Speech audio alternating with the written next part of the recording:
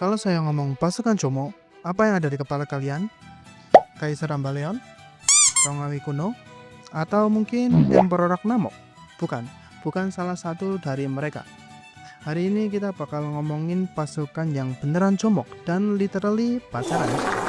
Nah, justru kehomoan mereka ini yang menjadi faktor betapa suksesnya pasukan ini di masa itu. Siapa mereka? Let's dig in.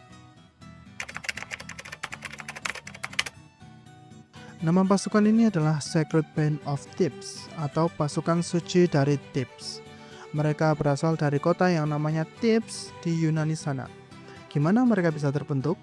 Jadi gini, sebelum 378 sebelum Masehi, mereka itu didudukin sama Sparta yang merupakan standar dari raw power saat itu.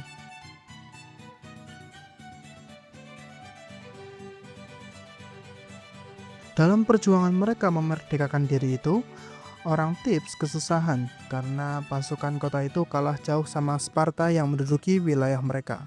Bingung mereka di sini. Mereka terus mikirin cara gimana merdeka dari Sparta sampai suatu hari komandan dari Thebes saat itu ngajuin ide yang agak geli sebenarnya. Apa itu? Dia terinspirasi dari tulisannya Plato yang namanya Symposium, yang bilang kalau kita mau membangun pasukan yang sempurna, isi pasukan itu dengan kekasih. Kok bisa gitu? Ini yang menurut saya cerdik nih. Karena kita nggak mungkin bersikap lemah di depan crush kita kan. Kalian yang punya pacar atau lagi PDKT, pasti kalau dia mau yang mahal-mahal, kalian jalanin kan? Nah, itulah juga yang terjadi di pasukan Jomo ini. Nah, komandan Thebes saat itu yang namanya Gorgidas langsung rekrut 150 pasang pria buat menjalin hubungan romantis. Mungkin kalau sekarang kita bakal mikir ini aneh atau bahkan konyol ya. Tapi di Yunani kuno saat itu, Jomok mania ini nggak aneh lagi di kalangan aristokrat sama kalangan militer. Sejarawan Plutarch bilang secara eksplisit di tulisannya yang berjudul Life of Pelopidas, dia bilang di situ kalau pasukan Thebes ini nggak cuma menjalin hubungan romantis saja, tapi ada ikatan erotis juga yang dihubungin ke efektivitas tempur mereka. Gimana? Udah mau muntah belum?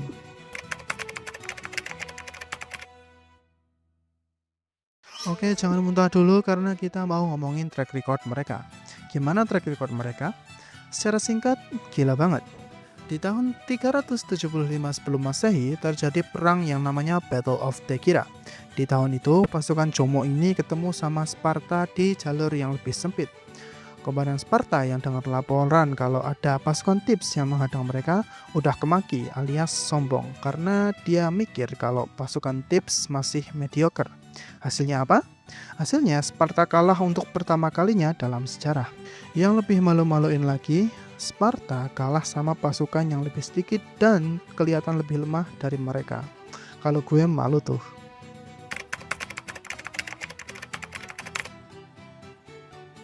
Puncak karir pasukan Jomo ini ada di Battle of Leuctra yang terjadi di tahun 371 sebelum Masehi. Komandan Thebes saat itu nempatin pasukan Jomo ini sebagai ujung tombak yang langsung berhadapan sama posisi terkuat pasukan Sparta.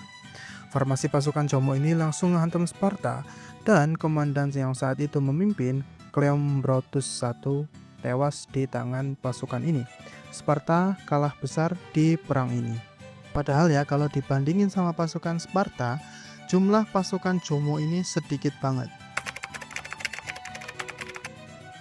Tapi bagaikan peribahasa, gading yang kuat akan retak pada masanya. Kesuksesan dari pasukan Jomo ini nggak berlangsung lama. Di tahun 338 sebelum Masehi, Philip II dari Makedonia udah ngintai mereka. Pasukan mereka lebih besar, lebih disiplin, dan senjatanya lebih serem.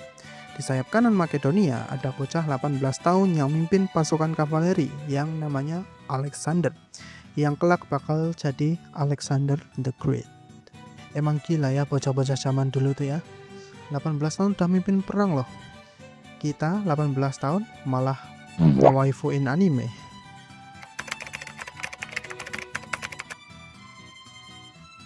Tapi apakah pasukan Makedonia ini bikin orang-orang Jomo ini mundur? Oh tidak. Pasukan Jomo ini tetap menghadapi pasukan Makedonia dengan gagah dan berani. Meanwhile, pasukan Yunani yang lain udah pada mundur. Hasilnya, 300 pasukan Como ini gugur semua di tempat yang sama dan semua menghadap Makedonia, yang artinya nggak ada satupun dari mereka yang nyoba lari. Di sini sejarawan Plutarch nulis reaksi Philip pas dia lihat mayat-mayat pasukan Como ini. Di tulisannya, Philip dilaporin nangis, padahal Philip dikenal sebagai orang yang jarang banget nangis. Bahkan, komentar Philip didokumentasiin di tulisan Plutarch. Dia bilang, celaka bagi mereka yang menyangka pria-pria ini melakukan atau menderita sesuatu yang memalukan. Dalam satu kalimat itu, Philip yang menaklukkan pasukan Thebes ini membela kehormatan mereka. Sisa-sisa dari pasukan Thebes ini ditemuin arkeolog di tahun 1879. Ada 254 kerangka yang tersusun rapi dalam 7 baris di bawah Lion of Chaironea, monumen batu yang dibikin Thebes buat mengenang pasukan Como ini. Sekian video kali ini. Kalau kalian punya kritik, saran, atau koreksi, boleh tulis di bawah. Jangan lupa like, komen, dan subscribe buat mendukung channel kecil ini.